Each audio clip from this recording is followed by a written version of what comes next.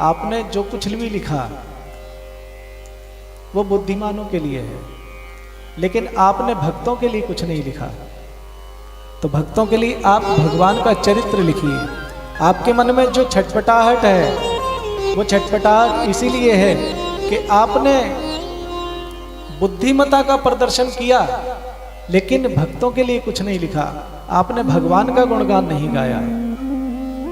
आप भगवान का गुणानुवाद कीजिए, भगवान की लीला कथा चरित्रों को लिखिए, जिससे आपके मन को शांति की प्राप्ति होगी। बोलो राधे राधे। नारद जी कहते हैं कि अरे व्यास जी देखो, आप जो मेरे हाथ में वीणा देखते हो और मुझे वीणा पर हरि नाम गाता हुआ जो देखते हो, ये मुझे ऐसे ही नहीं मिली। आपको मैं अपने पूर्व जन्म की एक कथा श्रवण कराता हूं।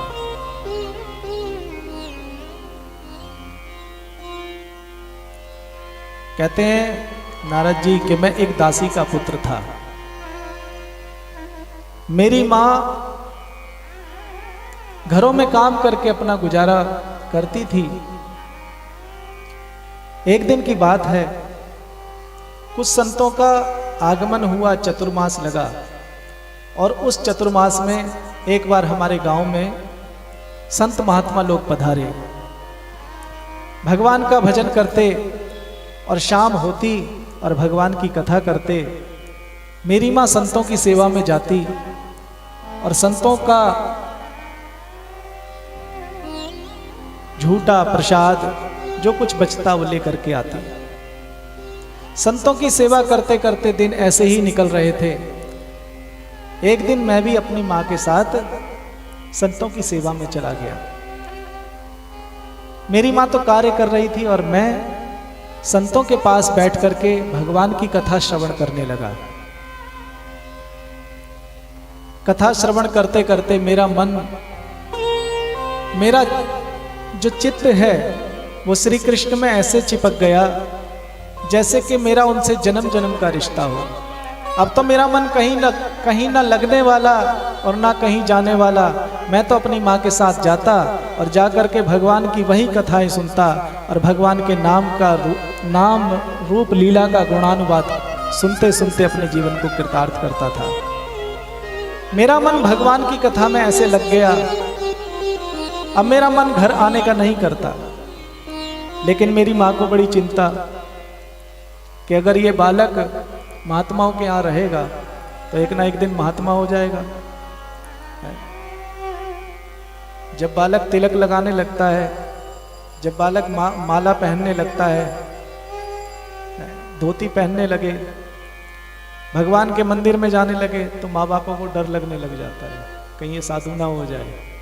अरे साधु हो जाएगा तो क्या कल्याण कर देगा। एक व्यक्ति घर से संत होता है तो 21 पीढ़ियां तर जाती हैं। नारद जी महाराज वर्णन करते हैं, एक बार की बात है, संत भगवान की लीलाओं को श्रवण करा रहे थे। और लीला भी कौन सी? माखन चोरी लीला। संत कह रहे थे भगवान का जो बाल रूप है वो बड़ा सुंदर है। भगवान छोटे से सबके घरों में जाते हैं और माखन चुराते हैं। माखन चुरा चुरा करके लोगों का चित्त भी चुरा लेते हैं। ऐसा दयालु, ऐसा कृपालु वो श्री कृष्ण सबके चित्त को चुरा रहा है। और मैं कथा सुनते सुनते वो लीला याद करने लगा। वो लीला याद करते करते वो लीला मेरे हृदय में विराजमान हो गई। वो छोटा सा बाल रूप मेरे हृदय में आ गया। अब तो मेरा मन कहीं ना लगे, मैं जाऊं और संतों की सेवा करूं। जो प्रसाद बचे झूठा मीठा, उसी प्रसाद से अपना गुजारा करूं। और वो प्रसाद पाते पाते, कहते हैं ना संतों का या शीत प्रसाद, शीत प्रसाद कहते हैं जो बचा हुआ होता है, वो प्रसाद पा करके मेरा चित्त एकदम निर्मल हो गया। अब तो मैं कहने लगा कि हे भगवान, कुछ ऐसी कृपा करो कि मुझे मेरी माँ से छुटकारा मिले। एक दिन की घटना, नारद जी वर्णन करते हैं कि मेरी माँ एक बार गाय दोहने के लिए गई। सायंकाल का समय था। मेरी माँ को पता नहीं चला, अचानक पांव जो है सर्प के ऊपर आ गया और सर्प ने मेरी माँ को डस लिया। मेरी माँ का प्राणांत हो गया। मैं तो खुशी के मारे झूमने लगा, लेकिन दुख भी हुआ कि मेरी माँ का शरीर छूट गया। कहते हैं नारद जी के एक आंख से ठंडा और एक आंख से गर्म आंसू निकला। ठंडा इसलिए खुशी का आंसू था कि अब मुझे रोकने टोकने वाला कोई नहीं। गर्म आंसू इसलिए कि जिस माँ ने मुझे पाला आज वो मुझे छोड़ करके चली गई।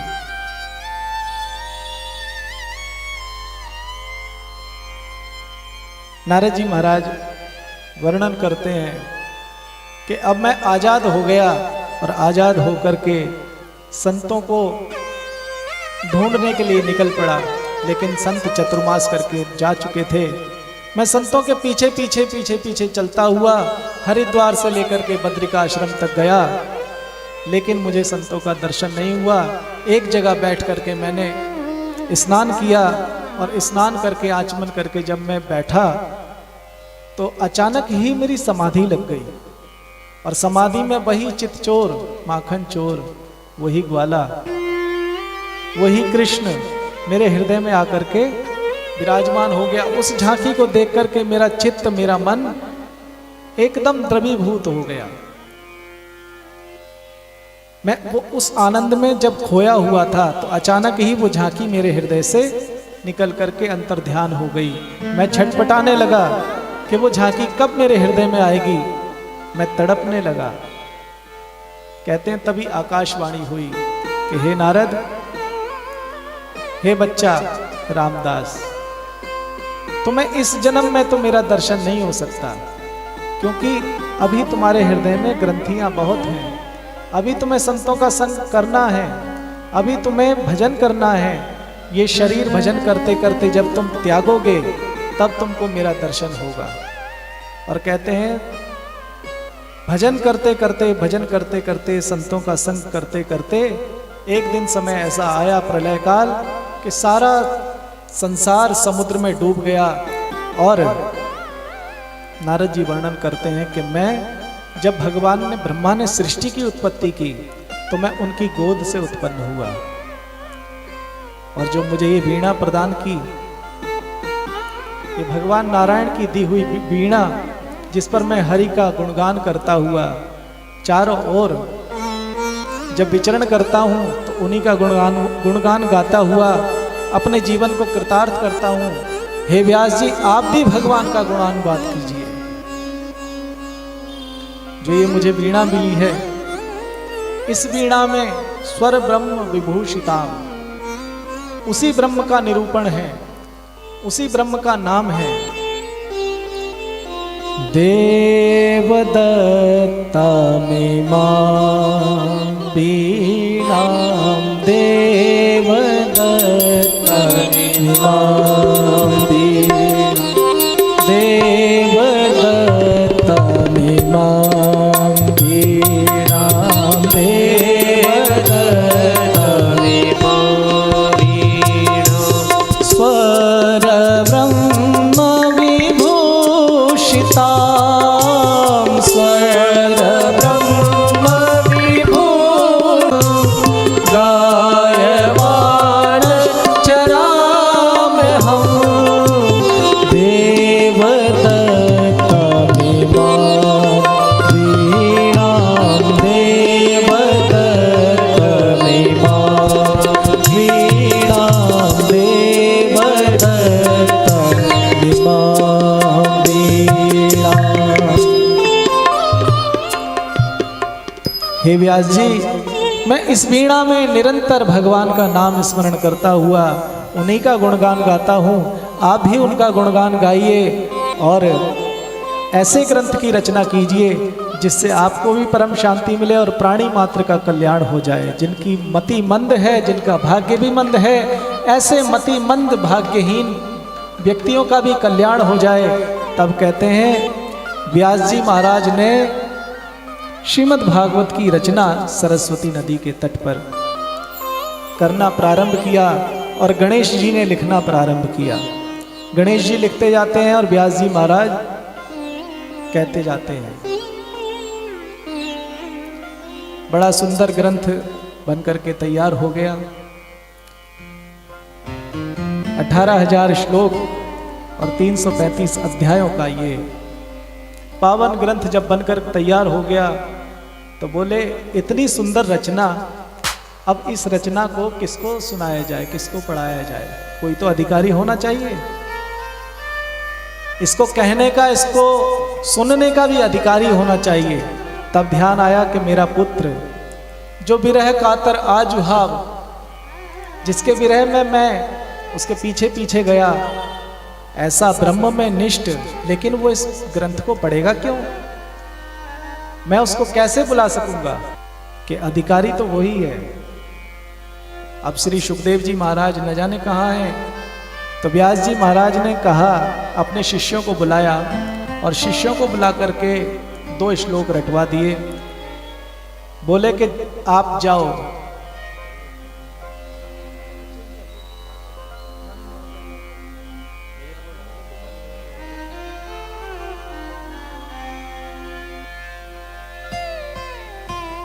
अपने शिष्यों को श्लोक रटा दिए और भेज दिया कि जाओ, जहां मेरा पुत्र समाधि में दिखे, मेरे पुत्र को ये श्लोक सुनाना। जंगल में जाते हुए व्यास जी के छोटे छोटे शिष्य श्री सुखदेव जी महाराज के जब पास पहुंचे तो बड़ा उन्होंने वर्णन, सुंदर वर्णन किया। पहला श्लोक गाया, बरहा पीडम नटवर बपू कर्ण्यो कर्णिकारम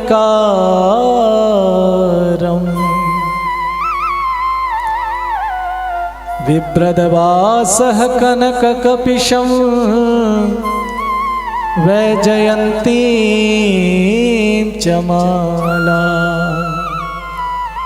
रंध्राण वेणुरधर सुधया पूरयन् गोपवृन्दे वृंदारण्यं स्वपदरमणं प्राविशद गीत कीर्ति। वरहा पीडम, मोर का पंख धारण किए हुए, दिव्य पीतांबर पहने हुए, गायों को चराते हुए, और वृंदावन में जो गौधोली भेला है, उस गौधोली भेला में गायों को चरा कर आते हुए ऐसे श्री श्याम सुंदर बड़े सुंदर लगते हैं। एक हाथ में कनेर का पुष्प लेकर के त्रिभंग ललिमा, त्रिभंग ललित टेढ़े खड़े हुए कनेर का पुष्प हाथ में लेते हैं और कितनी जल्दी से कान में वो लगाते हैं और कितनी जल्दी से बदलते हैं। ऐसे भगवान बरहा पीडम नटवर वपु कर्णयो कर्णिकारम, कनेर का पुष्प अपने कानों में लगाए हुए, बांसुरी बजाते हुए जब आते हैं तो बड़े सुंदर लगते हैं। ऐसा सुंदर वर्णन कर ही रहे थे कि सुखदेव जी महाराज के चित्त में थोड़ी सी हलचल हुई। बोले सुंदर तो बहुत है, अब सुंदर है तो सुंदरता से क्या लेना, सुंदर है लेकिन क्या जाने वो हमको स्वीकार करेगा या नहीं करेगा। तो फिर से समाधि में बैठ गए। अब व्यास जी के शिष्यों ने दूसरा श्लोक गाया जिसमें भगवान की करुणा है, जिसमें भगवान की कृपा है।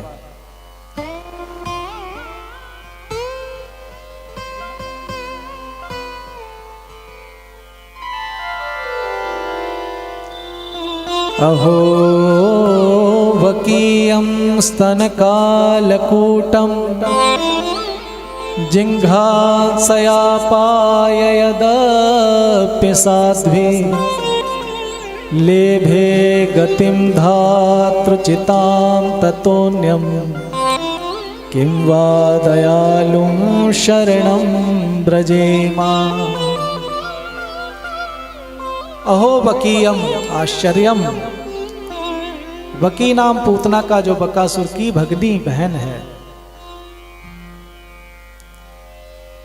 ऐसी जो पूतना अपने स्तन पर कालकूट नामक विष लगा करके आई, भगवान को मारने का प्रयत्न करने के लिए आई, भगवान को मारना चाहती थी, लेकिन भगवान कितने दयालु, जो पूतना मारने के लिए आई उस पूतना को जो गति माँ यशोदा को पहले देनी थी, पहले देनी थी वो बाद में दी, और पूतना को वो गति पहले प्रदान कर दी। वो कितने दयालु हैं, कितने करुणा करने वाले हैं। जो माँ यशोदा को गति देनी है, जो उनको अपना धाम देना है, वो अपना धाम पूतना को दे दिया। ऐसा कृपा करने वाला, ऐसा दयालु भला कौन होगा।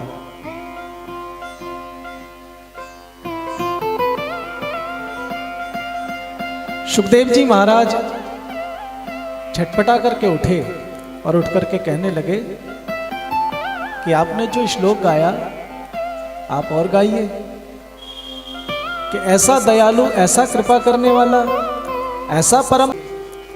और श्रीमद् भागवत की अमृतमयी कथा का उन्होंने रसास्वादन किया, आत्मसात किया।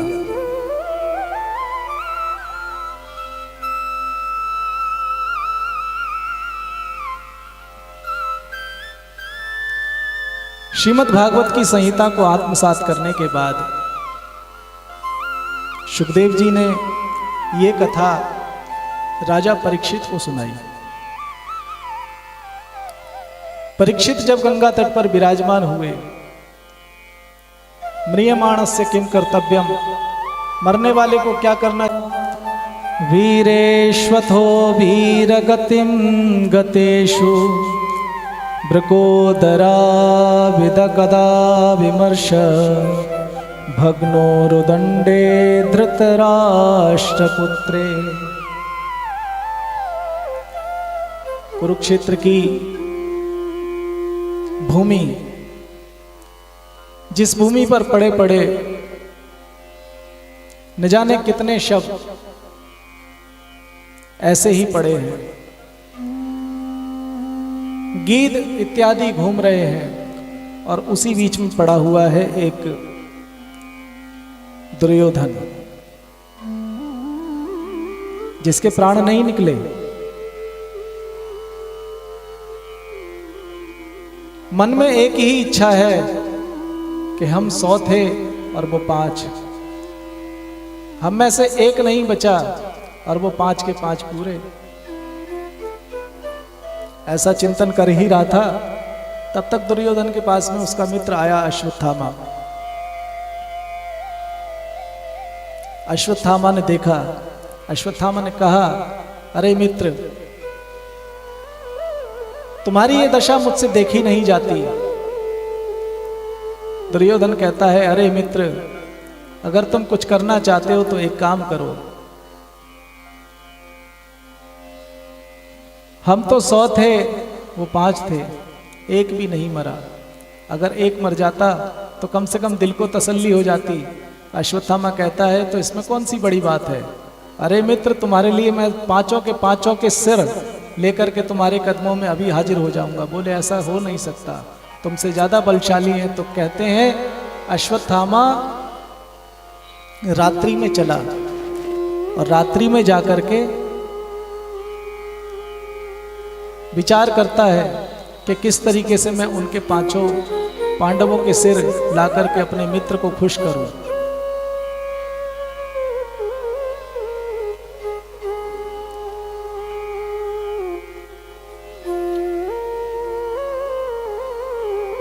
इधर विजय की रात्रि थी।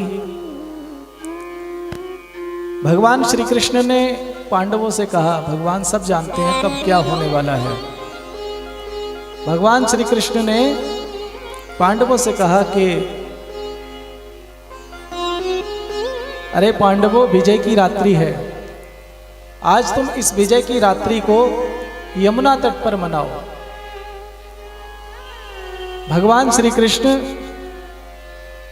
पांडवों को लेकर के कहीं जाते हैं, दूर जाते हैं और कहते हैं द्रौपदी के जो 5 पुत्र थे, वो 5 पुत्र आज अंधेरे के कारण पहचान तो नहीं सका, लेकिन शरीर से देखने में हष्ट-पुष्ट पांडव जैसे लग रहे थे। तो कहते हैं 5 के सिर काट लिए और सिर काट करके अंधेरे में ले जा करके दुर्योधन के पास पहुंच गया और दुर्योधन को ले जा करके कहा कि अरे मित्र देखो, मैंने 5 के सिर काट करके तुमको भेंट किए। तो दुर्योधन बड़ा खुश हुआ, बहुत खुश हुआ, लेकिन जब एक सिर को दबाया तो बड़े आराम से सिर पिचक गया। फिर दुर्योधन ने कहा कि अरे मित्र अश्वत्थामा, ये तुमने क्या कर दिया? तुमने तो हमारे कुल में किसी को पानी देने वाला भी नहीं छोड़ा। भला इन बच्चों ने हमारा क्या बिगाड़ा था? और इस प्रकार से जब अति प्रसन्न हुआ और अति दुखी हुआ तो कहते हैं दुर्योधन का प्राणांत हो गया। बोलो राधे राधे। अब इधर जब द्रौपदी को पता चला, द्रौपदी आई, कक्ष में खून से लथपथ लाशों को देख करके विलाप करने लगी, रोने लगी कि हा पुत्र, हा पुत्र। पांडव आए, भगवान श्री कृष्ण आए, जब देखा कि किसने ये कृत्य किया है तो पता चला कि ये सब काम अश्वत्थामा का है। तो अर्जुन ने प्रतिज्ञा की कि मैं भगवान श्री कृष्ण के आदेशानुसार अर्जुन ने ब्रह्मास्त्र चलाया और दोनों ब्रह्मास्त्र को वापस और अश्वत्थामा को बांध करके रस्सियों से घसीटते हुए द्रौपदी के चरणों में ला करके डाल दिया।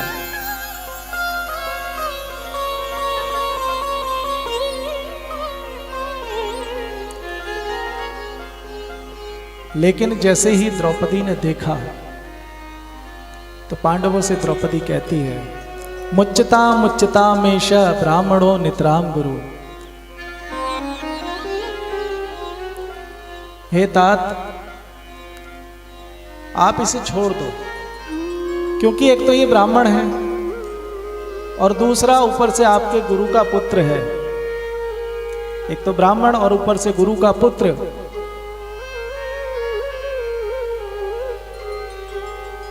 अर्जुन को बड़ा क्रोध आया। अर्जुन कहने लगा कि हे देवी, जो आताताई होते हैं उन्हें छोड़ना नहीं चाहिए, आताताई को शीघ्र ही नष्ट कर डालना चाहिए। इधर भीम कहने लगे, अर्जुन अगर तुम इसे नहीं मारोगे तो मेरी गदा से ये बचने वाला नहीं है। तो सभी उसको मारने के लिए तैयार हुए। द्रौपदी विलाप करती हुई कहने लगी कि आप भूल गए क्या गुरुदेव के उपकारों को? चाहे गुरु का पुत्र हो, जो जिस गुरु ने आपको जो विद्या सिखाई वो विद्या किसी और को नहीं सिखाई, और वो द्रोणाचार्य अब रहे नहीं। अब इसकी मां का क्या होगा? मैं तो दुखी हूं ही, लेकिन जो दुख मुझे हो रहा है वो दुख इसकी मां को होगा। मेरे साथ तो आप लोग हैं, इसके साथ तो कोई नहीं है।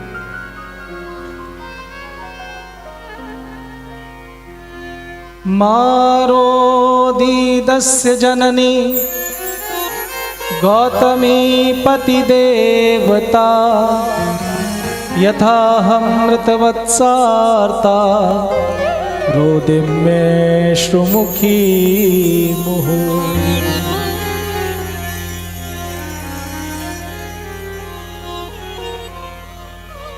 अब क्या किया जाए? तो कहते हैं भगवान श्री कृष्ण ने इशारा किया। भगवान श्री कृष्ण ने कहा कि अर्जुन, ब्रह्महंतो ब्रह्मबंधुर्न हंतव्य आतताई वदारणा मये वो भयान्मांत परिपायानुशासनम। शास्त्रों ने आदेश दिया है कि ब्राह्मण कितना भी पतित हो जाए उसका वध नहीं करना चाहिए। और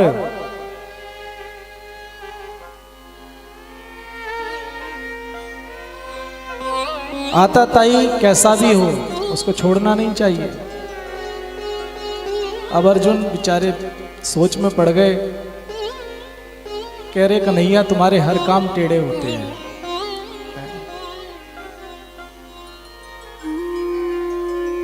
तो अर्जुन समझ गए, अर्जुन द्वारिका जाने लगे तो कहते हैं अश्वत्थामा ने ब्रह्मास्त्र चला दिया। अब ब्रह्मास्त्र उत्तरा के गर्भ को नष्ट करने लगा। उत्तरा भागी भागी भगवान के पास आई और भगवान से विनय करने लगी, पाहि पाहि महायोगिन देव देव जगतपते दर्शनम तव लोकस्य सर्वथागहरम परम।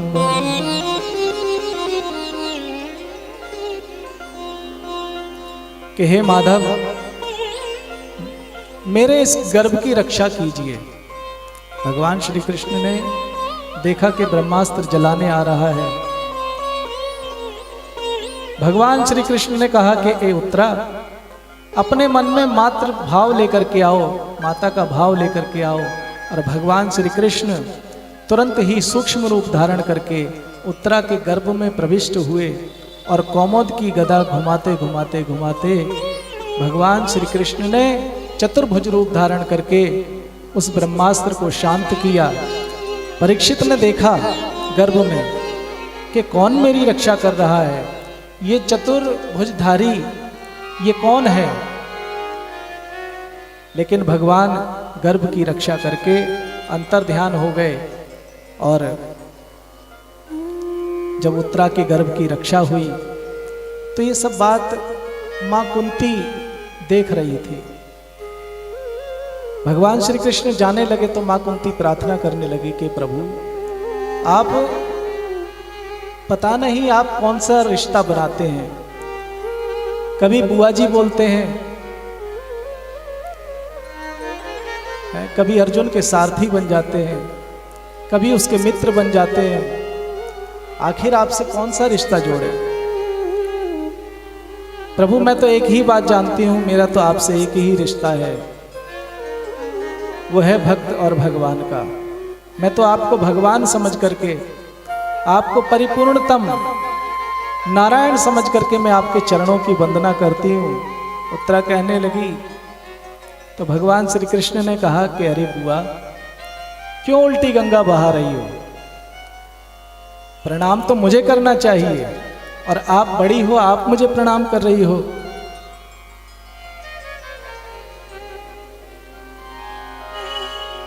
कुंती कहने लगी प्रभु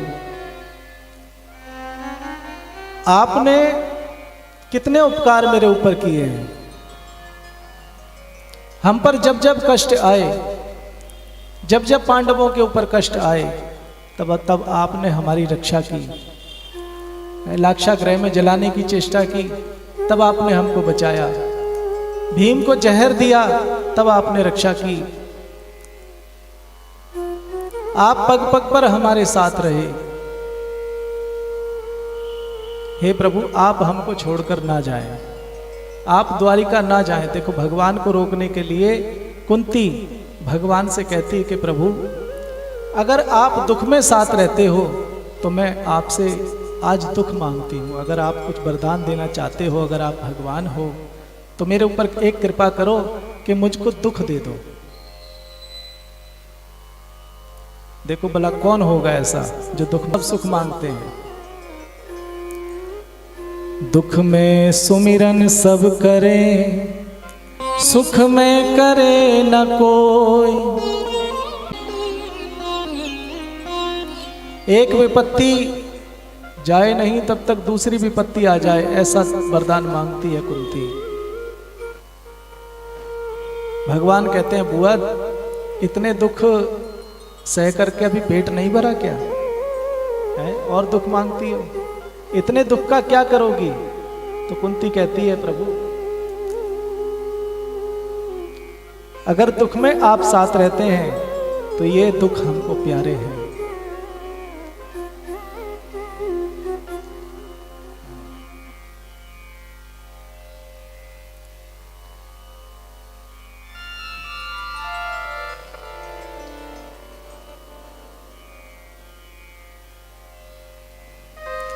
अगर आप दुख में साथ रहते हैं तो ऐसे दुख हमको हमेशा मिलते रहे। और प्रभु मैं आपसे यही मांगती हूं, चाहे कैसी भी परिस्थिति रहे, ये सुख और दुख जो दोनों संसार में है, आप इसमें से सुख सुख छोड़ दीजिए, दुख हमें दे दीजिए। सुख भी मुझे प्यारे हैं, दुख भी मुझे प्यारे हैं, छोड़ूं मैं किसे भगवन, दोनों ही तुम्हारे हैं। मैं किसे भगवन, दोनों ही तुम्हारे हैं। सुख भी मुझे प्यारे हैं, दुख भी मुझे प्यारे हैं, सुख भी मुझे प्यारे हैं, दुख भी मुझे प्यारे हैं। छोड़ो मैं किसे भगवन, दोनों ही तुम्हारे हैं। छोड़ो मैं किसे भगवन, दोनों ही तुम्हारे हैं।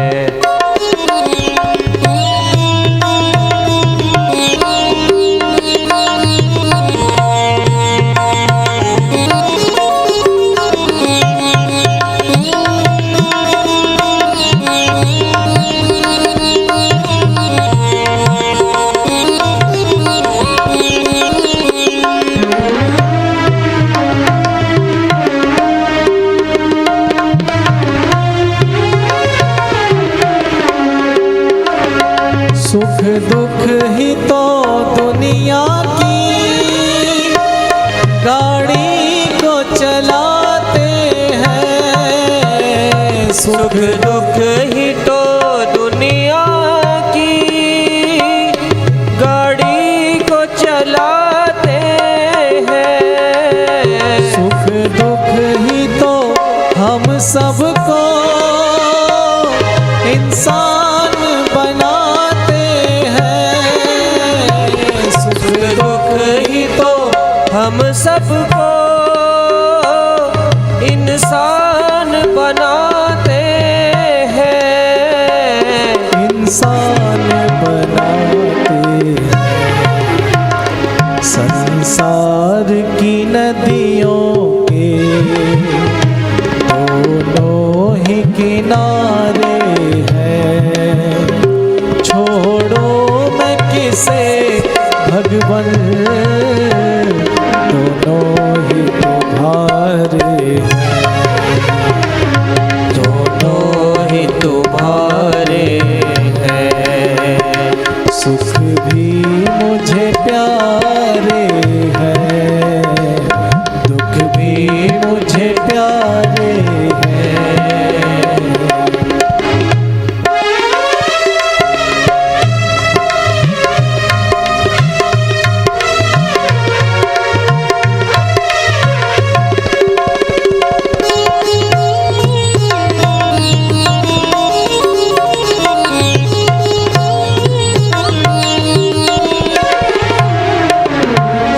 मैं तेरा शुक्र करूं,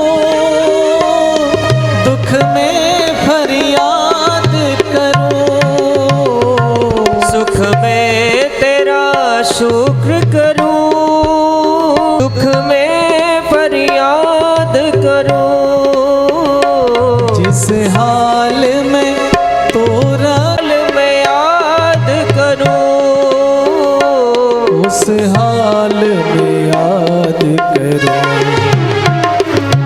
तेरी याद में ही मैंने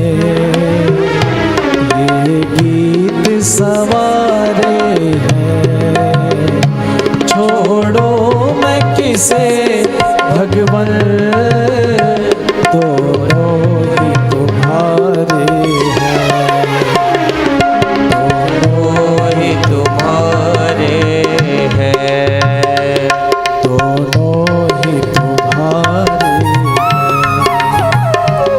दोनों ही तुम्हारे हैं। दोनों ही तुम्हारे हैं, सुख भी मुझे प्यारे हैं, दुख भी मुझे प्यारे हैं। संसार में सुख और दुख दोनों लगे रहते हैं। सुख आता है तो व्यक्ति फूला नहीं समाता, और दुख आता है तो बड़ा गिड़गिड़ा करके भगवान के आगे रोता है।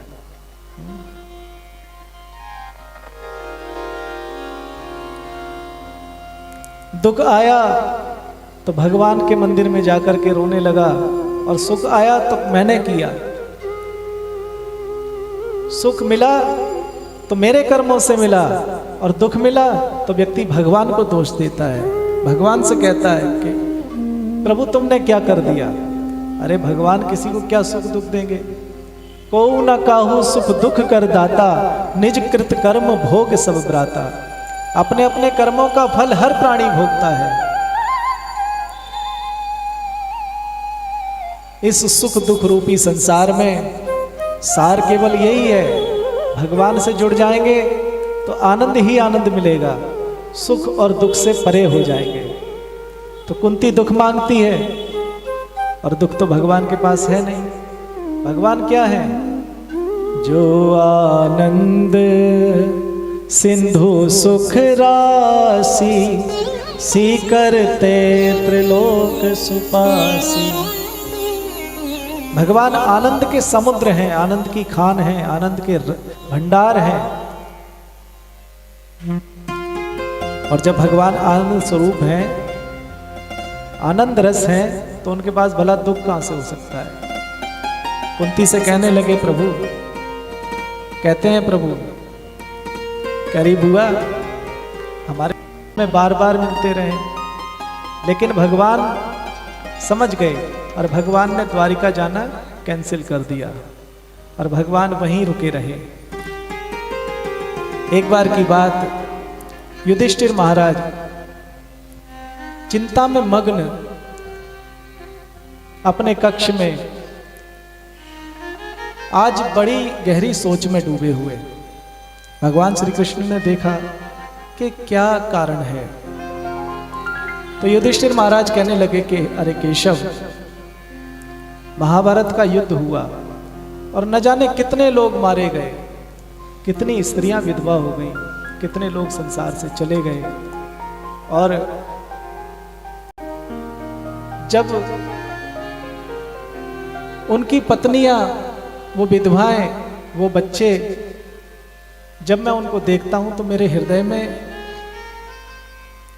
एक रुग्णता सी आ जाती है, मेरा हृदय कांपने लगता है। मैं सोच में पड़ जाता हूं कि आखिर ये सब हुआ क्यों। भगवान समझ गए कि इनके मन में छटपटाहट होने लगी, इनके मन में शांति नहीं है, और ये मुझे अपना मानते हैं, अनुज समझते हैं, छोटा समझते हैं, और छोटा व्यक्ति अगर बड़े व्यक्ति को कोई बात बताए तो जल्दी समझ में नहीं आती। कोई बड़ा व्यक्ति ही अब इनको समझाएगा तो इनकी समझ में आएगा। तो भगवान ने भीष्म पितामह से मिलने के लिए सब पांडवों से कहा कि आओ भीष्म पितामह के पास चलते हैं। सभी पांडव मिलकर के भीष्म पितामह के पास पहुंचे। भगवान पीछे खड़े हुए, आगे अर्जुन। भीष्म पितामह ने आंखें खोली, आंखें खोल करके कहा, आओ अर्जुन, कैसे आना हुआ? तुम क्या अकेले आए हो? और वो जो तुम्हारा सारथी बना फिरता है, वो छलिया, वो केशव, वो माधव, वो साथ नहीं आया। तो भगवान पीछे से निकल के आए, प्रणाम करते हैं आपको। भीष्म पितामह ने देखा, कहा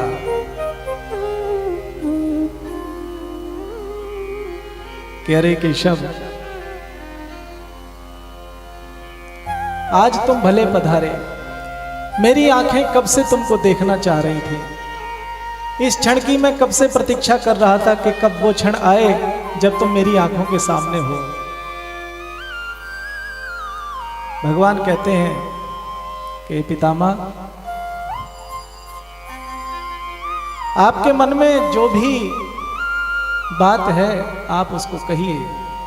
भीष्म पितामह कहते हैं कि अरे केशव, सब कुछ किया जीवन में, आज मैं शरशैया पर लेटा हुआ हूं। इस बात का दुख नहीं है कि मेरे बाण लगे हुए हैं, और कोई ऐसी परेशानी नहीं है, न कोई ऐसी चिंता है। बस एक चिंता मुझे हर पल रहती है, वो ये है कि मेरी एक पुत्री है, बहुत ही निर्मल, बहुत ही शुद्ध, और मैंने अपनी पुत्री का विवाह नहीं किया। आज तक अपनी पुत्री किसी को नहीं दी। बोले ऐसी क्या विशेषता आपकी पुत्री में? और आप तो ब्रह्मचारी हैं, आपका विवाह हुआ नहीं, पुत्री कहां से आ गई? जब मैंने प्रतिज्ञा करी थी कि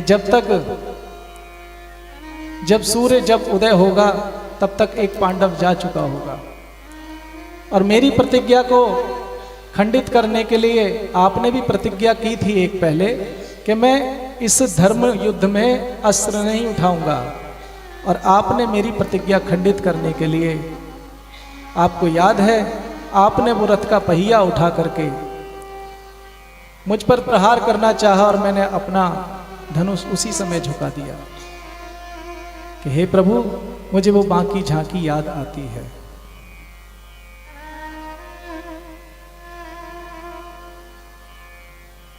तब तक भगवान श्री कृष्ण ने युधिष्ठिर को आगे किया और कहा कि जो जो तुम्हारे मन में सवाल हैं, जो जो प्रश्न उठ रहे हैं, आज भीष्म पितामह हैं, आप इनसे सवाल कर सकते हो, आप इनसे जो ज्ञान लेना चाहो, क्योंकि यही हमारे बुजुर्ग ऐसे हैं जो आपको राजनीति का ज्ञान दे सकते हैं। युधिष्ठिर जी ने प्रश्न किया, दान धर्मान राज धर्मान मोक्ष धर्मान विभागशः स्त्री धर्मान भगवत धर्मान समासव्यासयोगतः।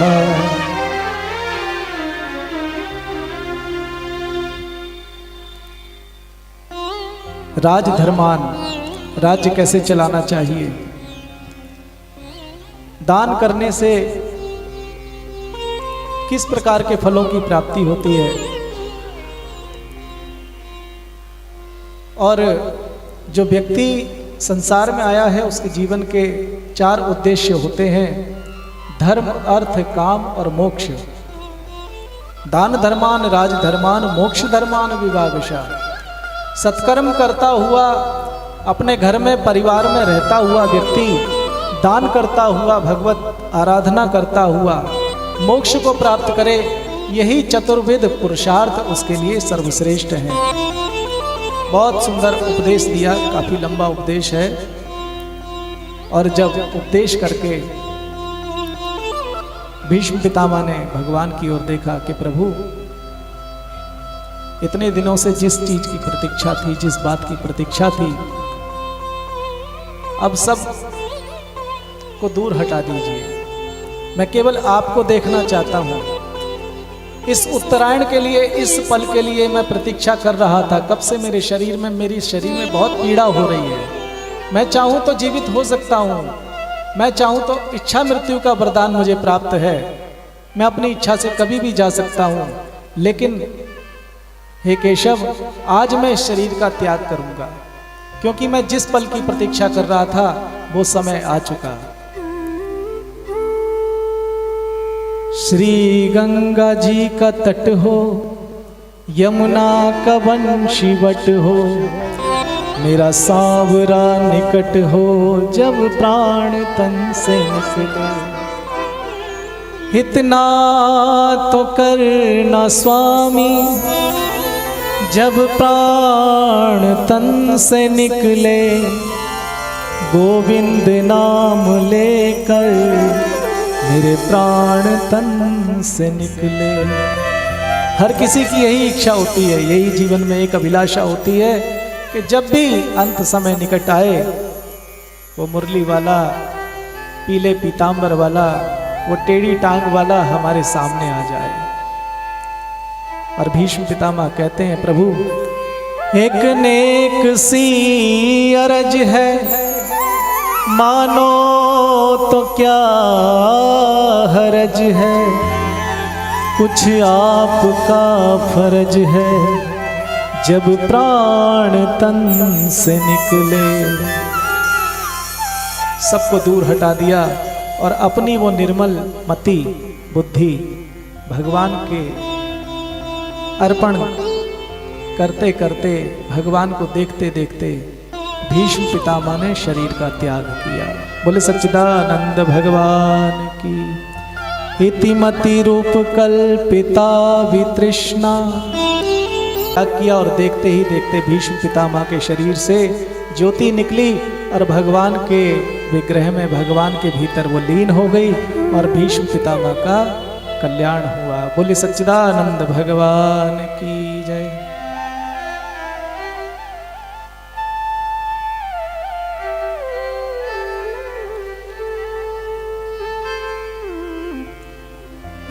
आइए आगे की कथा में प्रवेश करने से पूर्व, क्योंकि कथाएं बहुत हैं और कथाएं कभी कभी नीरस भी हो जाती हैं। रस तो आता है भगवान के नाम में, लेकिन क्या है, भक्ति कम, ज्ञान वैराग्य ज्यादा। जब ज्ञान वैराग्य ज्यादा होने लगते हैं ना, बढ़ने लगते हैं, तो मन में एक उपरामता सी आ जाती है, समाधि लग जाती है। तो उस समाधि से निकल करके आइए भक्ति में प्रवेश करें, क्योंकि भक्ति नृत्यति यत्र जा, इसको वृंदावन बना दें। आनंद वन को आज वृंदावन बना देते हैं। बोलो सच्चिदानंद भगवान की।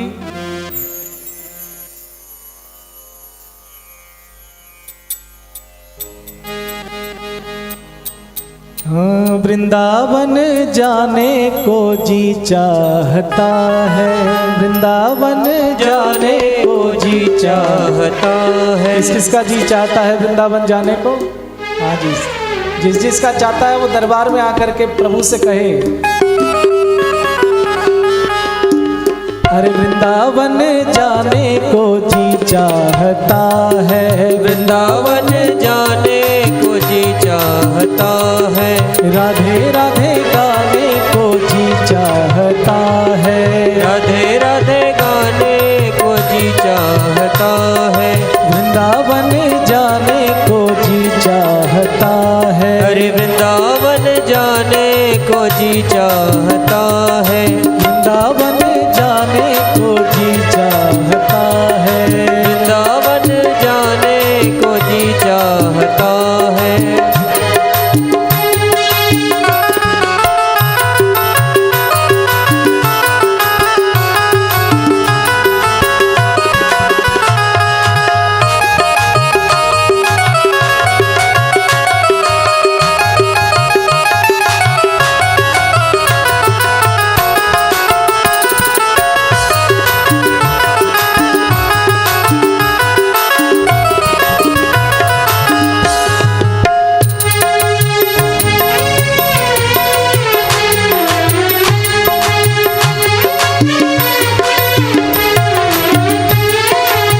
वृंदावन में जमुना महारानी को जी चाहता है,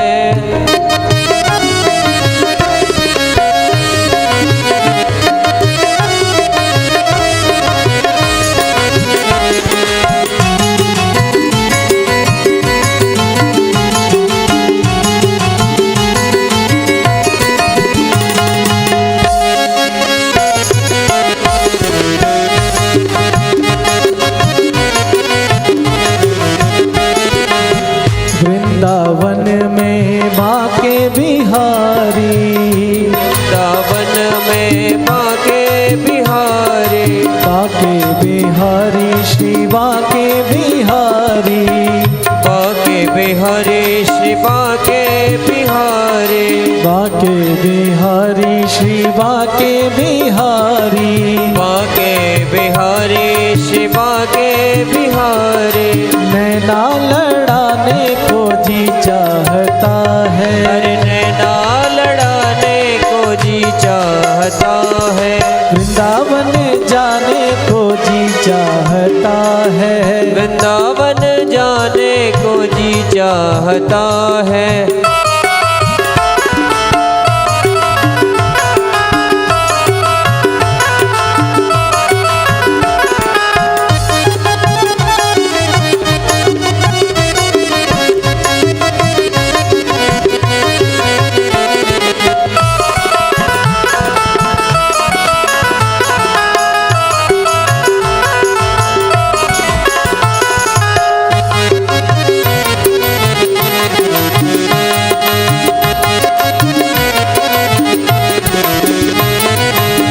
वृंदावन में गिरिराज स्वामी, वृंदावन में गिरिराज स्वामी, गिरिराज स्वामी श्री गिरिराज स्वामी, गिरिराज स्वामी श्री गिरिराज स्वामी।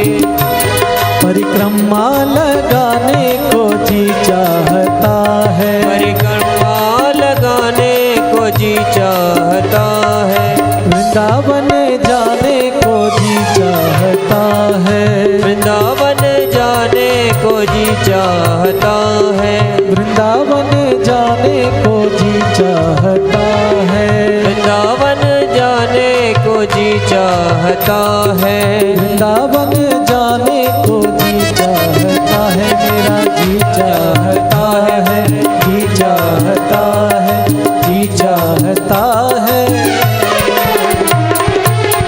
बोलो वृंदावन बिहारी लाल की जय। जयकारा जरा जोर से लगाइए, बोलो सच्चिदानंद भगवान की। हाँ जी।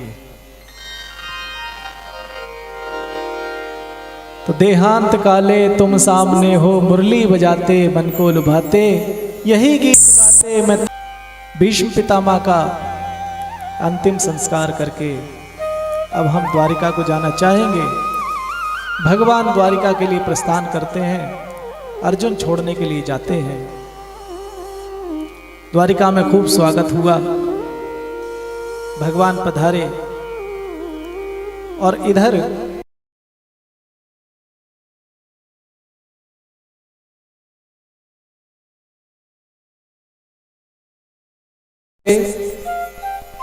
एक बालक का जन्म हुआ जिसका नाम रखा गया विष्णुरात। विष्णुरात मतलब जिसने गर्भकाल में ही भगवान का दर्शन किया। गर्भ में क्या होता है, अंधेरा होता है ना, और भगवान विष्णु गर्भ में थे। तो जिस अंधेरे में, जिस गर्भकाल में भगवान का विष्णु का दर्शन हुआ, उनके नाम से उनका नाम पड़ा विष्णुरात। और जन्म लेते ही वो बालक इधर उधर देखने लगा, परीक्षा करने लगा, सोचने लगा कि जिसका मैंने दर्शन किया वो कहाँ है। इन सबके बीच में वो नजर नहीं आ रहा। जिसकी गोद में जाते हैं उसी को देखते हैं, परीक्षा करते हैं उसी की। तो ऐसे परीक्षा करते करते करते करते उनका एक नाम पड़ा परीक्षित। बोले परीक्षित जी महाराज की। श्री सूत जी महाराज वर्णन करते हैं,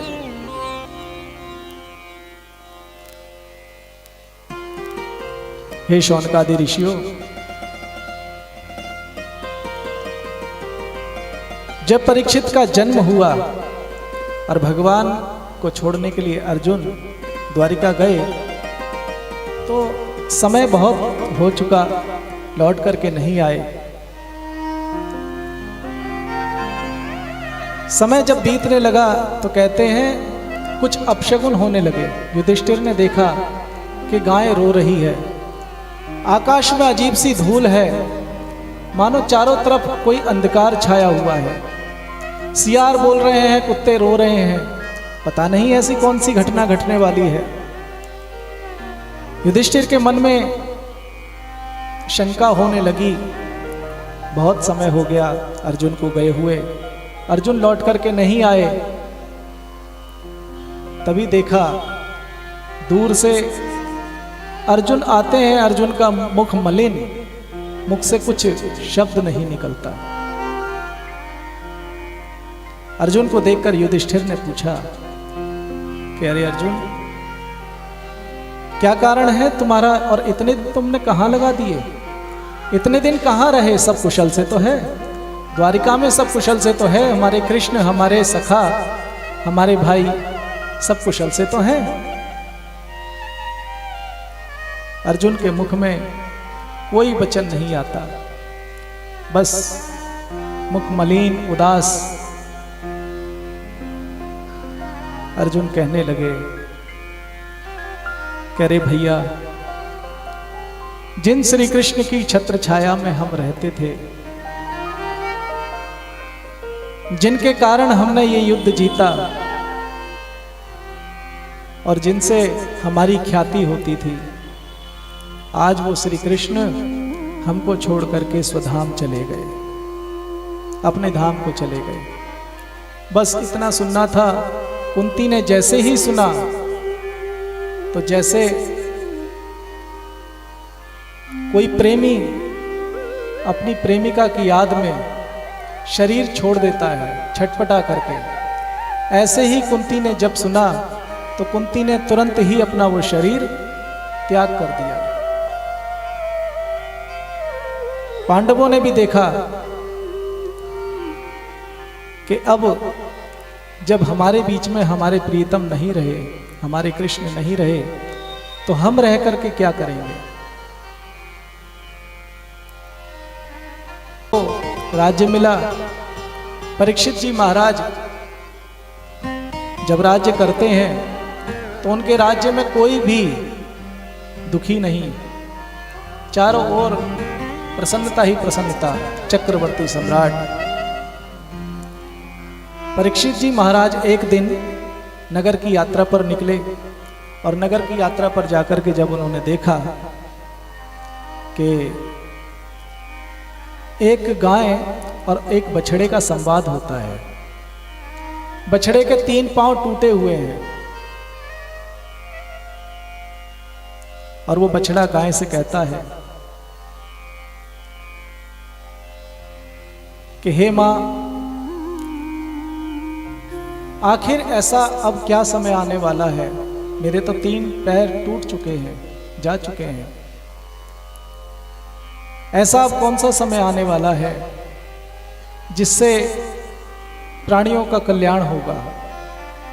हमारी तो ये दुर्दशा हो गई, अब हम किसके सहारे रहेंगे। आज देखो समाज के अंदर सबसे ज़्यादा अगर अत्याचार होता है तो सबसे पहले गाय का नंबर आ गया है। गायों के ऊपर बहुत अत्याचार है समाज के अंदर, और आजकल तो इतनी बड़ी पीड़ा आई हुई है गाय के ऊपर कि न जाने कौन सी बीमारी आई है, वो ठीक होने का नाम नहीं लेती। लोग गौशालाएं खोल करके बैठे हैं, गायों के नाम पर दुनिया भर का मांगते हैं, लेकिन जब अपना काम निकल जाता है तो गायों को ऐसे ही छोड़ देते हैं। आज गाय बेचारी दर दर घूम रही है, उसको देखने वाला कोई नहीं। गाय रोती है, और भगवान भी अवतार किसके लिए लेते हैं, गौ ब्राह्मण हिताय च। आज गाय का नंबर लगा है, कल ब्राह्मण का नंबर लग सकता है। और अगर ये दोनों ही नहीं रहेंगे, संत ब्राह्मण गाय, गीता गंगा गायत्री, अगर ये समाज में नहीं रहेगा तो समाज का उद्धार नहीं होने वाला, समाज का फिर पतन ही निश्चित है। अपने को कष्ट सहकर अपने केवल एक ही बचा है, वो है केवल दान करना, और दान करने मात्र से कल्याण हो जाता है। ये संवाद चल रहा था, काला काला पुरुष उस बछड़े को मार रहा था। तभी कहते हैं परीक्षित जी महाराज हाथ में धनुष लेकर के वहां प्रकट हो गए और दीन की भांति वो चरणों में गिर पड़ा। परीक्षित जी महाराज ने कहा, अरे दुष्ट, तू कौन है, क्या करना चाहता है, क्यों आया है। बोले, हे प्रभु, मेरा नाम कलयुग है और ये युग का धर्म है कि मेरा अब समय आ चुका है, मैं अब आ गया हूं। तो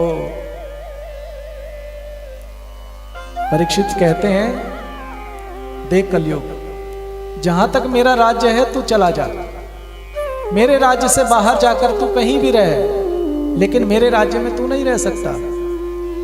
कलयुग चरणों में गिर करके कहता है, प्रभु जाऊं तो जाऊं कहां, हर जगह आपका राज्य है।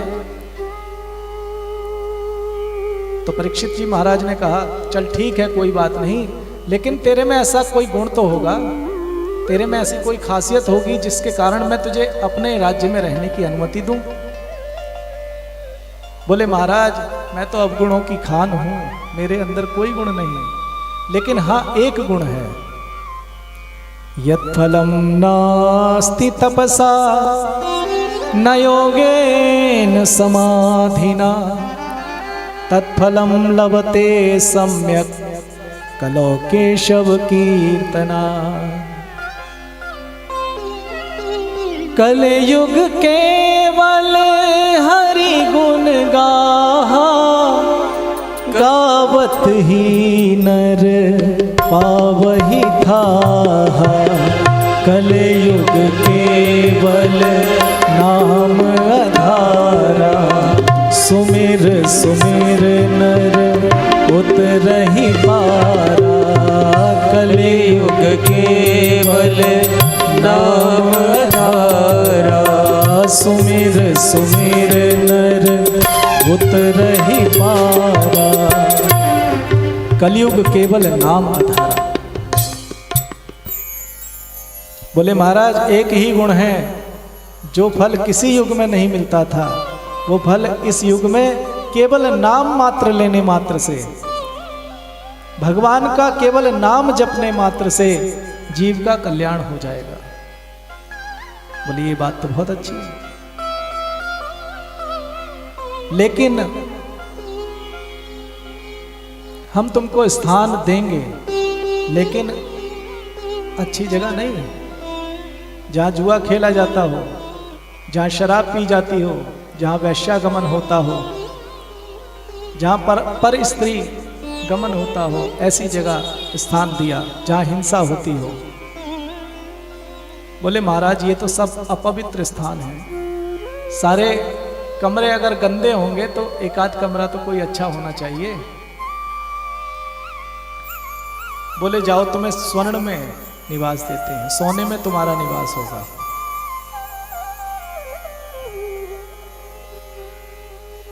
सोने में निवास, कौन से सोने में? एक तरफ तो भगवान कहते हैं धातु नाम अस्मि कांचनम, धातुओं में स्वर्ण मैं हूं, तो अगर भगवान है तो कलयुग कैसे है?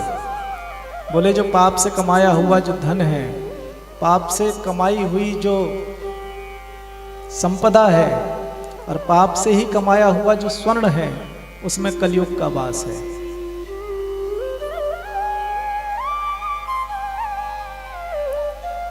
तो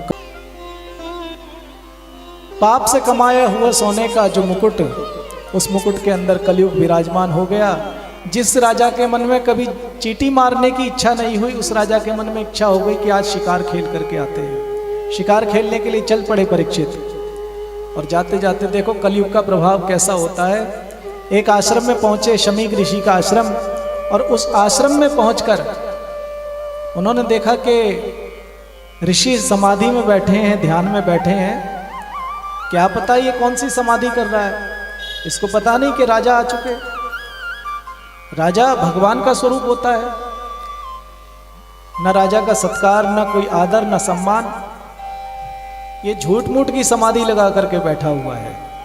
तो कहते हैं पास में ही एक सर्प पड़ा था मरा हुआ, अपनी बाण की नोक से वो सर्प उठाया और शमीक ऋषि के गले में डाल दिया।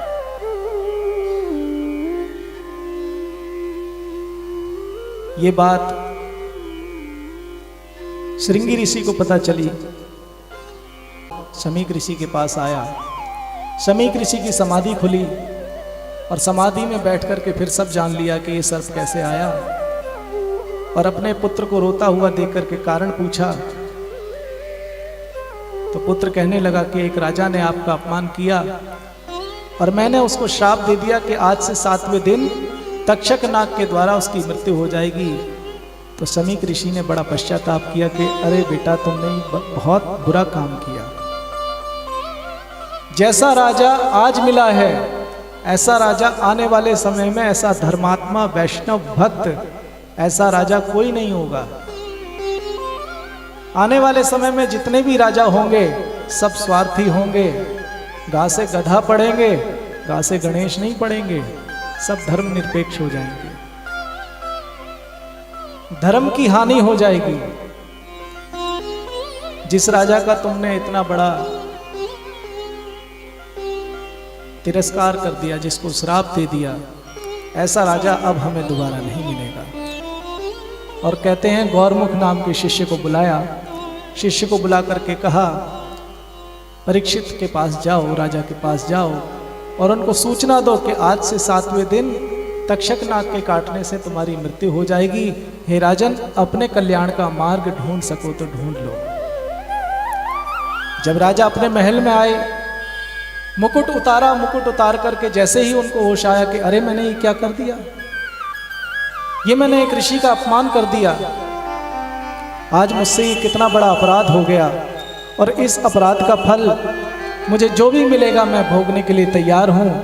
ऐसा विचार कर ही रहे थे तब तक गौरमुख नामक जो शिष्य आया, उसने आकर के राजा से कहा कि अरे राजन,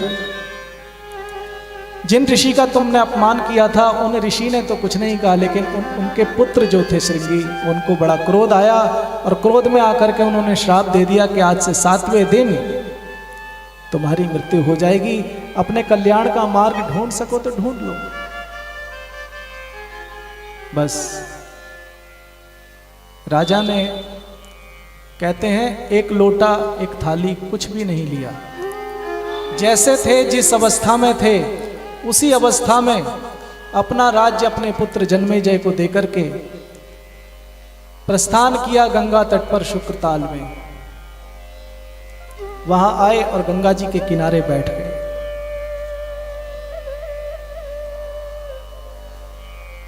और बैठ करके विचार करने लगे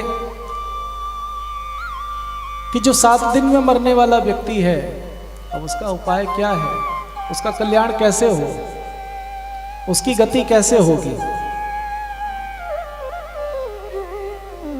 बड़े बड़े अमलात्मा विमलात्मा जब उन्होंने देखा कि राजा परीक्षित को श्राप लगा, राजा परीक्षित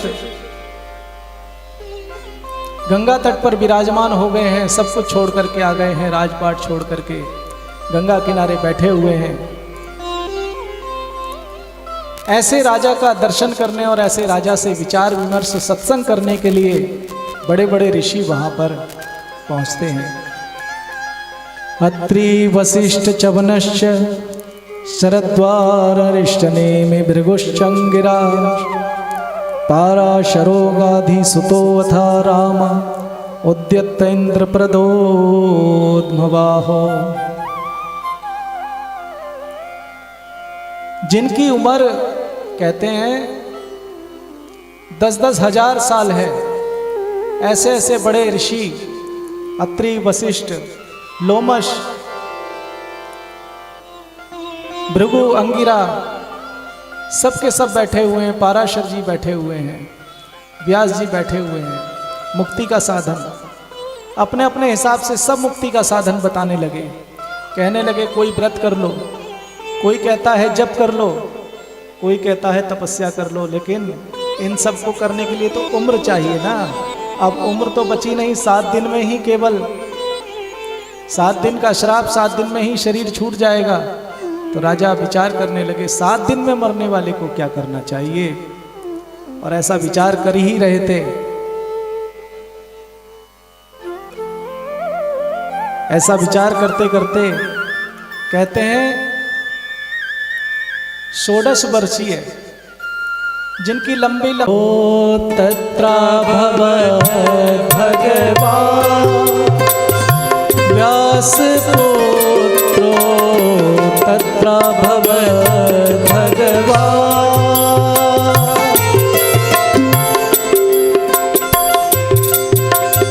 अदृश्ययामा नामण्डनेक्ष अलक्षलिङ्गो निज लाभ तुष्टो अलक्षलिङ्गो निज लाभ तुष्टो वृताश्च बाले अवधूत वेश वृतश्च बाले अवधूत वेश तत्राभवत् भगवान् व्यासपुत्रो तत्राभवत् भगवान् व्यासपुत्रो यद्रक्षयागामानन्दपेक्षा यद्रक्षयागामठमानपेक्षा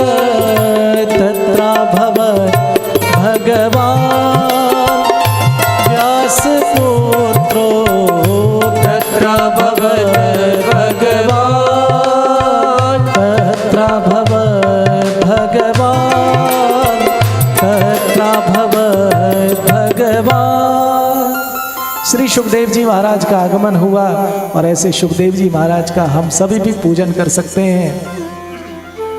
सुखदेव तुम्हारी जय जय हो, सुखदेव तुम्हारी जय जय हो, गंगा मैया तुम्हारी जय जय हो, गंगा मैया तुम्हारी जय जय हो, गंगा मैया तुम्हारी जय जय हो, गंगा मैया तुम्हारी जय जय हो, राजा परीक्षित तुम्हारी जय जय हो, राजा परीक्षित तुम्हारी जय जय हो, सुखदेव तुम्हारी जय जय हो, सुखदेव तुम्हारी जय जय हो।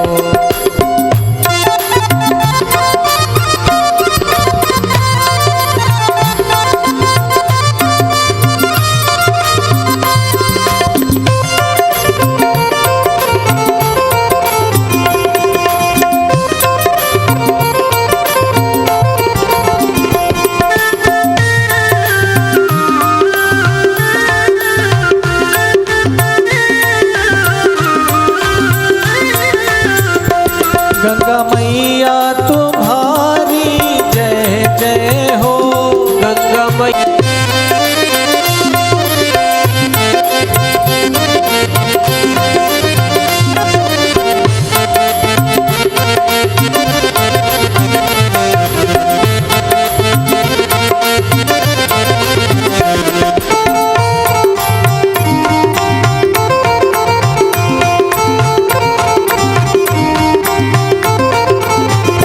हरे कृष्णा कृष्णा कृष्णा हरे हरे, हरे कृष्णा कृष्णा कृष्णा हरे हरे, हरे राम राम राम हरे हरे, हरे राम राम राम हरे हरे, हरे कृष्णा कृष्णा हरे राम राम राम हरे हरे, हरे कृष्णा कृष्णा कृष्णा हरे हरे, हरे राम राम राम हरे हरे, हरे राम राम राम हरे हरे, हरे राम राम राम हरे हरे। सुखदेव तुम्हारी जय जय हो। बड़ा सुंदर आसन दिया, बिठाया। 16 वर्षीय, मुख पर कांति और भगवान का नाम गुणानुवाद करते श्री सुखदेव जी महाराज जब विराजमान हुए तो कहते हैं बड़े बड़े ऋषि अमलात्मा विमलात्मा जितने वहाँ उपस्थित थे सभी ऋषियों ने उनके चरणों में प्रणाम किया।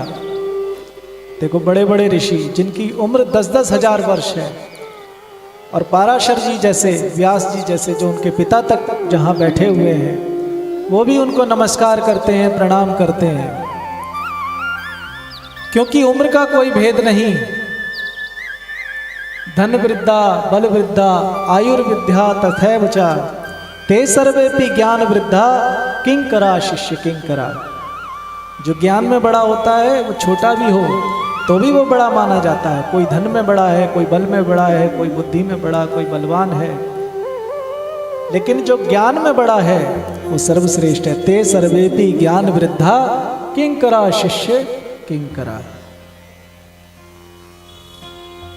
सुखदेव जी महाराज विराजमान हुए, सभी ने उनका पूजन किया, वंदन किया, आसन दिया। राजा परीक्षित हाथ जोड़ करके आज गंगा तट पर शुकताल में बैठे हुए श्री सुखदेव जी महाराज से प्रार्थना करते हैं कि हे प्रभु, आपको देख करके ऐसा लगता है जैसे मुक्ति मेरे पास आ गई, जैसे मेरा कल्याण हो गया, लेकिन मेरे मन में कुछ सवाल हैं। मुझे श्राप तो लगा है, लेकिन उस श्राप के निवारण के लिए मैं अपने लिए नहीं, श्राप के निवारण के लिए नहीं, मैं जगत के कल्याण के लिए एक आपसे प्रश्न करता हूं। 8वां दिन नहीं होता, इन्हीं 7 दिनों के अंदर कोई ना कोई चला जाता है। 7 ही दिन में मरना है, और 7 दिन में मरने वाले को क्या करना चाहिए? आजकल तो लोग मोह में अंधे हैं। ताल सर पे नाच रहा है और व्यक्ति आनंद ले रहा है, लेकिन परीक्षित जी महाराज अपने लिए नहीं, सबके लिए प्रश्न करते हैं।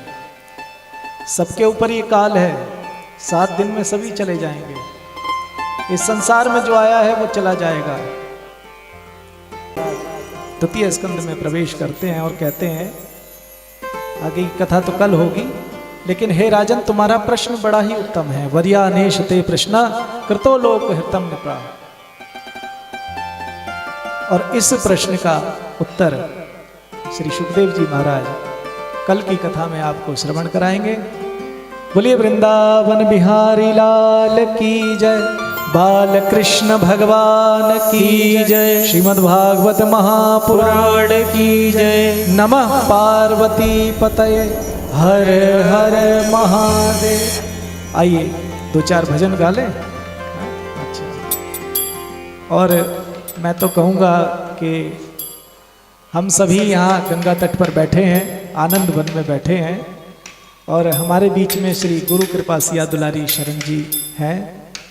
तो थोड़ा सा रस, थोड़ा आनंद, देखो दोनों तरफ से आए और अच्छा है।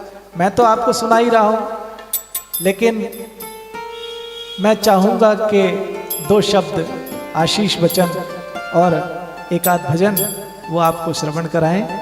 तो मैं उनसे निवेदन करूँगा कि श्री व्यास स्वरूप, जिनकी कथा आप हर बार श्रवण करते हैं, आज मेरा परम सौभाग्य है कि उन्होंने मुझे इस लायक समझा और यहाँ पर बिठाया। और भाई हम तो देखो चौकीदार हैं, चौकी पर बैठ गए, आकर के कहीं भी बिठा दो, लेकिन आप सब लोग जमींदार हैं। जमीन पर बैठे जो वो जमींदार, और जो चौकी पर बैठे हम तो रखवाली कर रहे हैं। आप श्रोताओं को देखो बड़ा आनंद आता है। कथा जब चलती है श्रोता स्वतंत्र है आनंद लेने के लिए, वक्ता स्वतंत्र नहीं है। वक्ता को तो बड़ा सोचना पड़ता है, समझना पड़ता है। अगर वक्ता भावना में आ गया तो कंठ अवरुद्ध हो जाएगा, क्या बोल पाएगा। लेकिन श्रोता पूर्ण आनंद लेता है कथा का। तो थोड़ा आनंद आपको श्री हमारी गुरु कृपा सिया दुलारी जी, गुरु माँ आपको श्रवण कराएंगी। मैं उनसे निवेदन करूंगा कि आशीष वचन और एक आध भजन आपको श्रवण कराएं।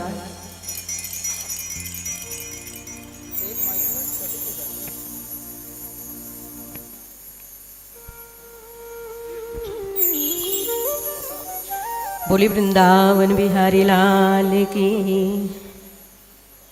भागवत भगवान की।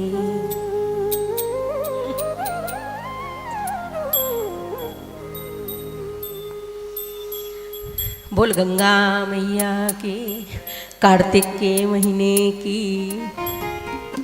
परम मंगल में परात्पर अखिलेश्वर कारण करुणा वरुणालय भक्तवांछा कल्पतरु श्रीतोर्दित विंदित पीताम्बरधारी मेरे बाल कृष्ण लाल के वांग्मय प्रतिमूर्ति श्रीमद् भागवत महापुराण। कल कल निनाद करती हुई माँ भागीरथी के किनारे नहीं, उसकी गोद में बैठ कर के प्रतिवर्ष इस कार्तिक के महीने में, चाहे वो शुक्ल पक्ष हो चाहे वो कृष्ण पक्ष हो, है कार्तिक का ही महीना। हम और आप उस माँ भागीरथी की गोद में बैठ कर के कथा को श्रवण कर रहे हैं और अपने जीवन को धन्य धन्य बना रहे हैं। दुनिया बाहर से आती है, फूल ले ले करके आती है ना, क्योंकि ये मुक्ति प्रदान करने वाली गंगा मैया है। 3 माँ हैं हमारे भारतवर्ष में, एक गंगा मैया है, एक यमुना मैया है और एक सरयू मैया है। गंगा मैया हमें क्या देती है? मुक्ति। इसमें फूल ना डालो, इस शरीर की हड्डियां ना डालो तो कहते हैं कि मुक्ति नहीं मिलती। अरे हम तो जीते जी इसके अंदर प्रवेश किया हुआ है या नहीं? और यमुना मैया हमें भक्ति प्रदान करती हैं और सरयू मैया हमें वैराग्य प्रदान करती हैं।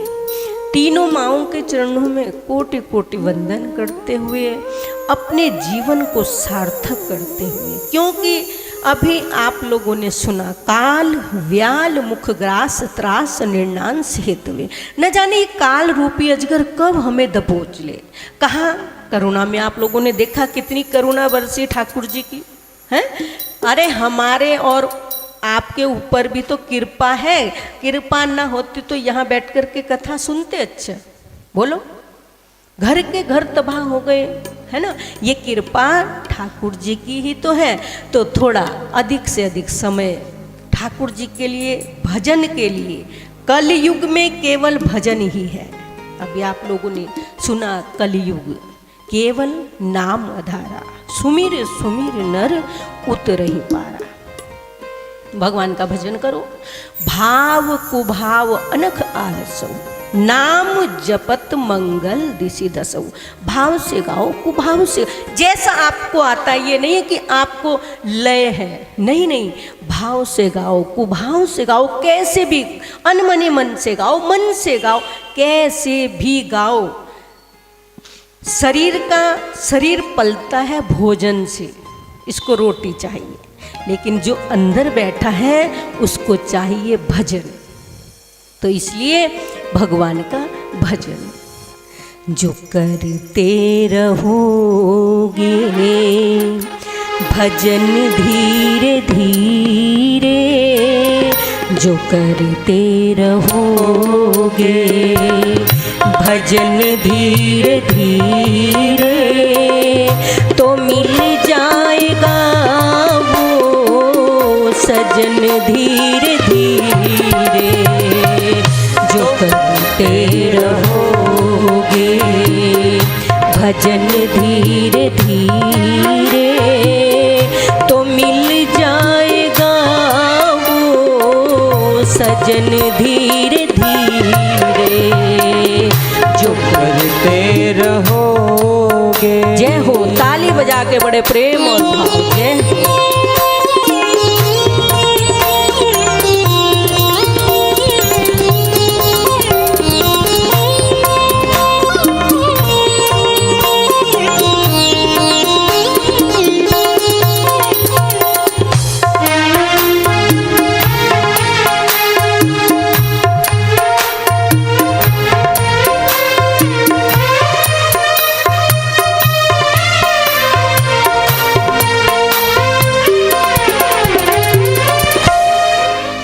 करते रहोगे भजन धीरे धीरे तो मिल जाएगा वो सजन धीरे धीरे। अगर प्रभु से मिलने की है दिल में तमन्ना, अगर प्रभु से मिलने की है दिल में तमन्ना, है दिल में तमन्ना। अगर हरि से मिलने की है दिल में तमन्ना, करो अंत शुद्ध हृदय धीरे धीरे। जो करते रहोगे भजन धीरे धीरे, तो मिल जाएगा वो सजन धीरे धीरे, तो मिल जाएगा वो सजन धीरे धीरे। बोले वृंदावन। इसलिए भगवान का भजन करो। अब देखो मेरी तो तबीयत ही ठीक नहीं है पहली बात तो, लेकिन फिर भी जैसी उसकी कृपा, तो ठाकुर जी के चरणों में इतना ही, हे कन्हैया हमें कैसे तारोगे। कुंती को तारा, सबको तारा, हम भी लाइन में लगे हुए नाथ। कन्हैया हमें कैसे तारोगे, कन्हैया हमें कैसे तारोगे। मेरा अवगुण भरा शरीर, कन्हैया हमें कैसे तारोगे। ओ कन्हैया हमें कैसे तारोगे। जय हो।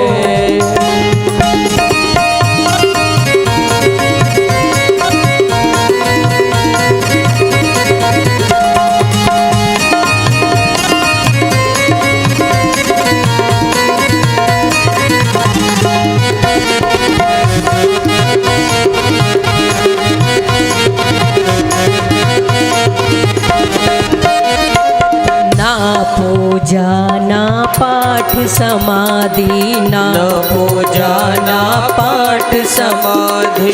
जन्म जन्म की मैं अपराधी, जन्म जन्म की मैं अपराधी। बेगुर और बेपीर, कन्हैया हमें कैसे तारोगे। कन्हैया हमें कैसे तारोगे। ओ लाला हमें कैसे तारोगे। ओ लाला हमें कैसे तारोगे। कन्हैया हमें कैसे तारोगे। कन्हैया हमें कैसे तारोगे। बोल भागवत भगवान की। बस इतना आप लोगों से प्रार्थना है, हाथ जोड़ करके विनती है, जीवन का जो सत्य है उस सत्य को अपनाएं। जिसका जन्म उसको एक न एक दिन जाना है। कहाँ जाना, कैसे जाना, परीक्षित को पता लगा कि मुझे 7वें दिन मेरी मृत्यु है, हमें और आपको मालूम नहीं। अभी ये माता जी हमें 2 साल से नहीं दिखी, लेकिन जब हमने इनको कल देखा तो इतनी खुशी हुई ना कि मैं आपको बता नहीं सकती। फिर उन्होंने बताया ऐसे ऐसे हो गया था हमारे साथ में। लेकिन मैंने पूछा भी किसी से कि वो माता जी जो आती थी पुष्पांजलि सबसे पहले व्यास गद्दी पे मुझे देती थी, वो दिख नहीं रही हैं। हम कार्तिक का महीना स्नान करने जाते थे तो टोकरी लेके हम इनको भी देखते थे सुबह ही सुबह।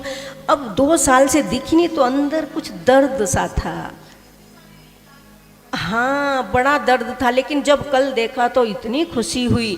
तो महाराज, इस जीवन का कोई भरोसा नहीं है, केवल भगवान का भजन करो, खूब सत्संग सुनो, कथा सुनो।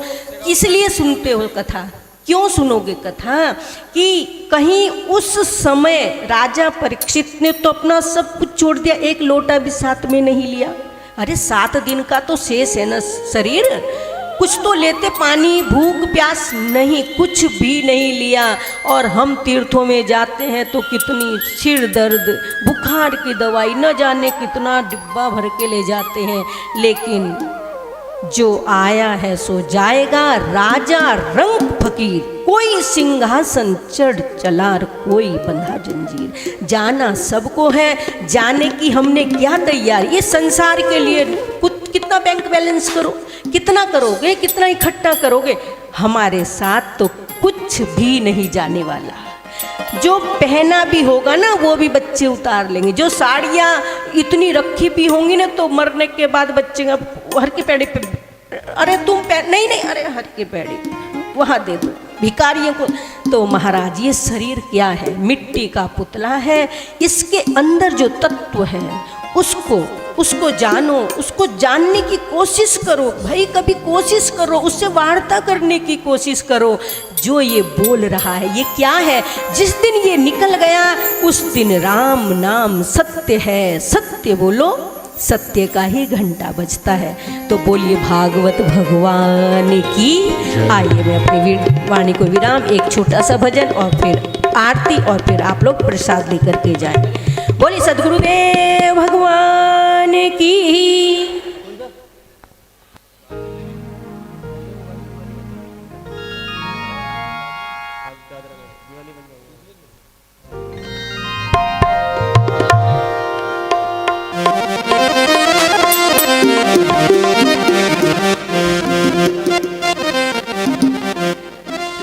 हो दीवानी बन जाऊंगी, मस्तानी बन जाऊंगी, दीवानी बन जाऊंगी, मस्तानी बन जाऊंगी। मैं तो अपने श्याम की दीवानी बन जाऊंगी, मैं तो अपने श्याम की दीवानी बन जाऊं। दीवानी बन जाऊंगी, मस्तानी बन जाऊंगी, दीवानी बन जाऊंगी, मस्तानी बन जाऊंगी। अरे मैं तो अपने श्याम की दीवानी बन जाऊंगी, मैं तो अपने श्याम की दीवानी बन जाऊंगी। ओ दीवाने मैं दीवाने, दीवाने मैं दीवाने। अरे मैं तो अपने श्याम की दीवानी बन जाऊंगी, मैं तो अपने श्याम की दीवानी बन जाऊंगी।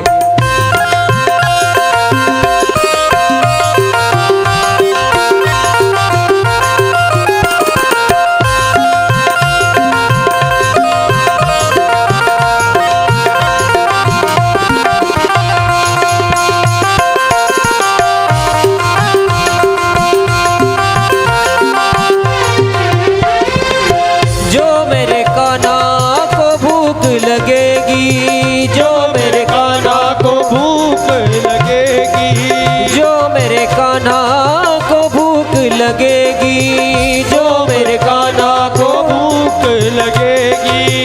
भूख लगेगी उन्हें भूख लगेगी, भूख लगेगी उन्हें भूख लगेगी। हो भूख लगेगी उन्हें भूख लगेगी, भूख लगेगी उन्हें।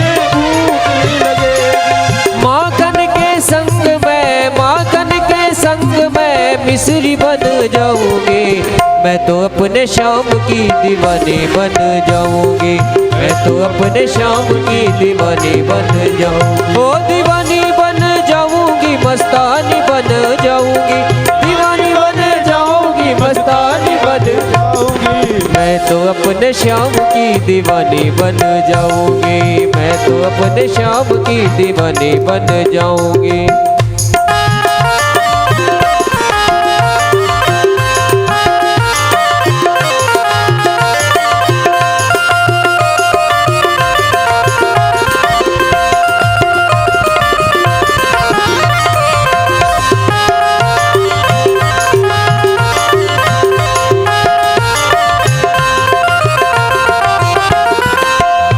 मेरे कान्हा को प्यास लगेगी, जो मेरे कान्हा को प्यास लगेगी, जो मेरे कान्हा को प्यास लगेगी, जो मेरे कान्हा को प्यास लगेगी। प्यास लगेगी उन्हें प्यास लगेगी, प्यास लगेगी उन्हें प्यास लगेगी। ओ प्यास लगेगी उन्हें प्यास लगेगी, प्यास लगेगी उन्हें प्यास लगेगी। मीठी मीठी दहिया की, मीठी मीठी दहिया की मटकी बन जाऊंगी, मैं तो अपने श्याम की दीवानी बन जाऊंगी, मैं तो अपने श्याम की दीवानी बन जाऊंगी। अरे मैं तो अपने श्याम की दीवानी बन जाऊंगी, मैं तो अपने श्याम की दीवानी बन जाऊंगी। ओ दीवानी बन जाऊंगी, मस्तानी बन जाऊंगी, दीवानी बन जाऊंगी, मस्तानी बन जाऊंगी, मैं तो अपने श्याम की दीवानी बन जाऊंगी, मैं तो अपने श्याम की दीवानी बन जाऊंगी। अरे मैं तो अपने श्याम की दीवानी बन जाऊंगी, मैं तो अपने श्याम की दीवानी बन जाऊंगी।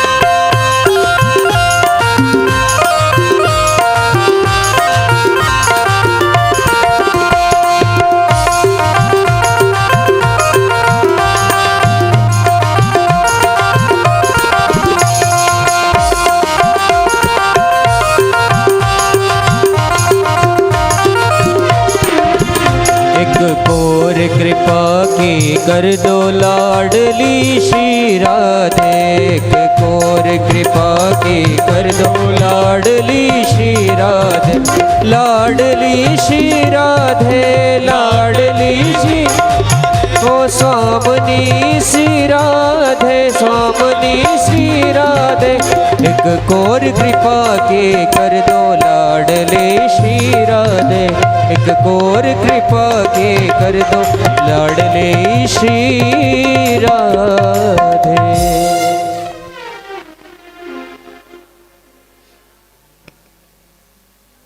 बोलिए सच्चिदानंद भगवान की जय, आज के आनंद की जय जय हो। आइए भगवान की अब मंगलमयी आरती करेंगे हम सब मिलकर के।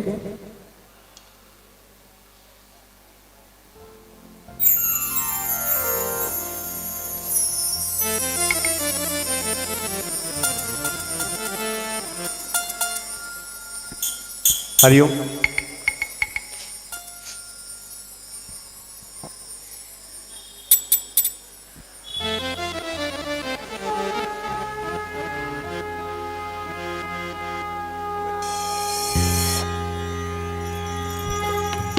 हरिओम।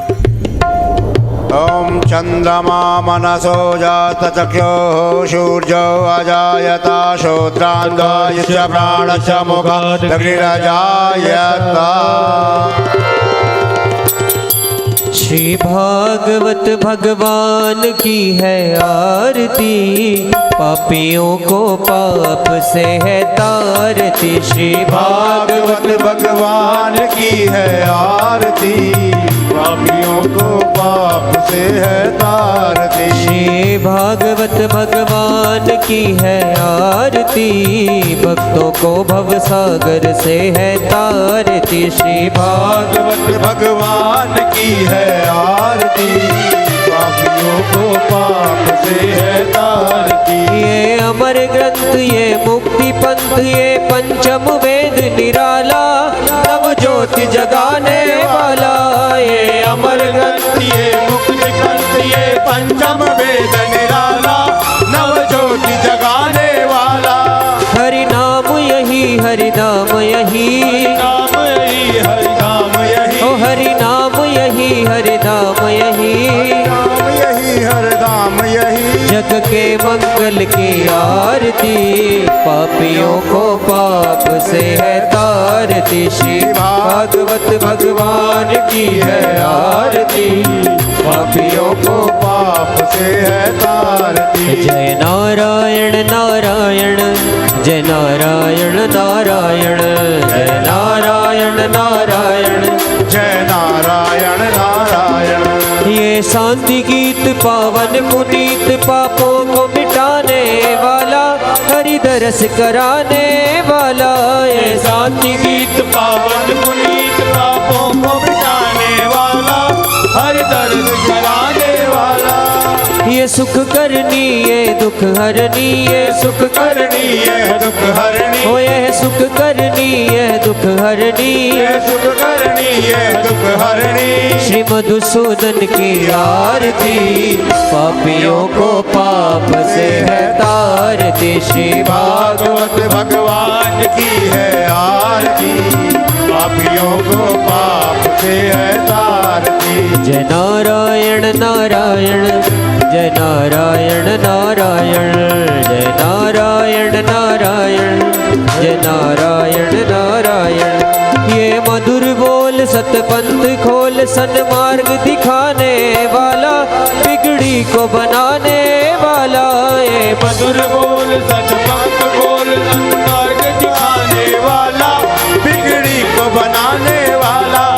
श्री राम यही घनश्याम यही श्री राम यही घनश्याम यही, हो मेरे राम यही घनश्याम यही मेरे राम यही घनश्याम यही। प्रभु की महिमा की आरती पापियों को पाप से है तारती। श्री भागवत भगवान की है आरती भक्तों को भवसागर से है तारती। ओम जय गंगे माता मैया जय गंगे माता।